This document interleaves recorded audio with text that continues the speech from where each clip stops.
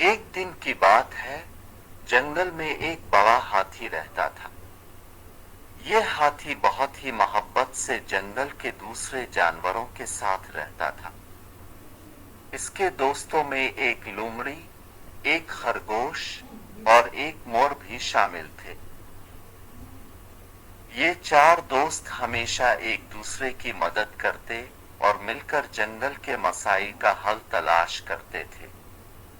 وہ سب کو اپنی تعلیم اور تجربات سے فائدہ پہنچاتے تھے۔ ایک روز جب جنگل میں بڑی طوفان آئی تو سب جانور پریشان ہو گئے۔ درختوں کی شاخیں ٹوٹ گئیں، جنگل کی راہوں پر پتھر اور چٹانیں گر پڑیں اور جنگل کا ماحول بہت خراب ہو گیا۔ ہاتھی اور اس کے دوستوں نے مل کر سوچا کہ اب وہ کچھ کریں گے تاکہ جنگل کو دوبارہ حیات بخش سکے۔ وہ نے اپنی مخلصی اور محنت کے ساتھ کام کیا اور جنگل کو خوبصورتی سے ترتیب دینے میں کامیاب ہو گئے۔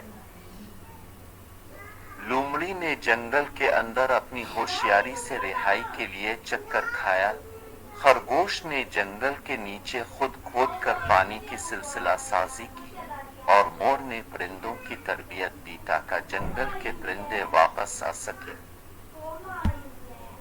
یہ تمام دوست اپنے مشکلات کا حل تلاش کرنے میں کامیاب ہو گئے اور جنگل کو دوبارہ حیات بخش دیا۔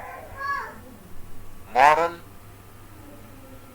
یہ کہانی ہمیں یہ سکھاتی ہے کہ دوستی، محبت اور مدد کرنا کتنی اہم چیزیں ہیں۔